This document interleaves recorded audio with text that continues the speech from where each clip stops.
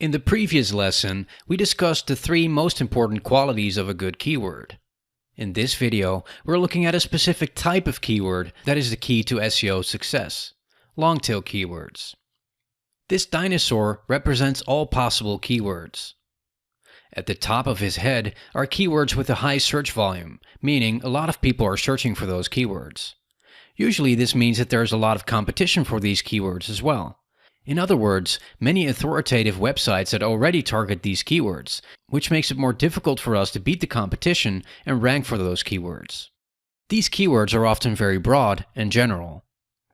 The further we go down and to the right, the more specific the keywords become, and at the same time, the lower the search volume and the competition.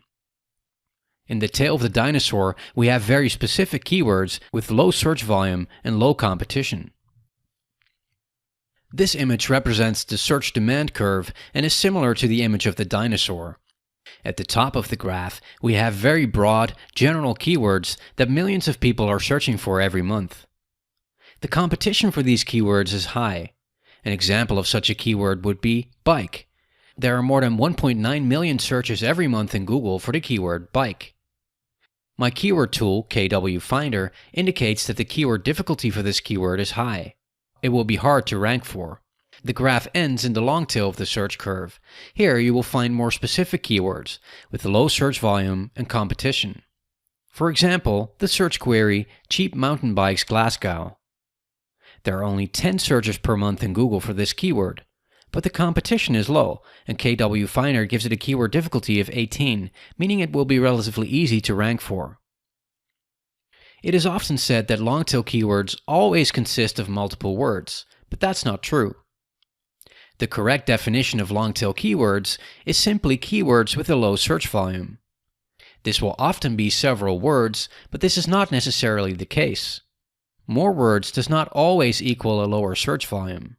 For example, in this screenshot you can see that how to lose weight has a search volume of 90,000, while lose weight has a search volume of 35,000. More words in a search term usually means lower search volume, but this is definitely not always the case, as this example illustrates. If we go back to the graph for a moment, we see two more interesting things. The first is that the keywords in the head and the middle together represent 30% of all search traffic, while all the keywords in the long tail account for 70% of all search traffic. Of course, a lot more people search for the keyword bike than for the key phrase cheap mountain bikes Glasgow. But the long tail contains many more different keyword combinations. For example, second-hand race bike Glasgow, BMX bike for sale near me, used mountain bikes for sale, and so on. There are an infinite number of long tail keywords that you can think of. Each one individually has a low search volume, but all of those long-tail keywords combined account for 70% of all search traffic. Secondly, and this is very interesting, oftentimes also the conversion rate increases once keywords get more specific. Conversion means that a visitor on your website does something that you would like him or her to do. For example, signing up for your newsletter or buying a product.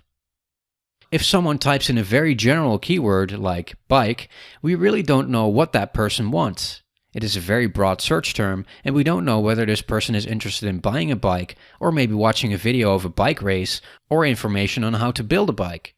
On the other hand, someone who types in the query cheap mountain bikes Glasgow, we know exactly what he or she is looking for.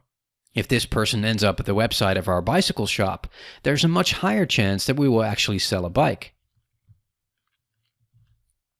Long-tail keywords are the key to SEO success. There's a lot of search volume for broad search terms in the head and body of the dinosaur, but generally that also means there's a lot more competition, making it difficult to rank for those keywords.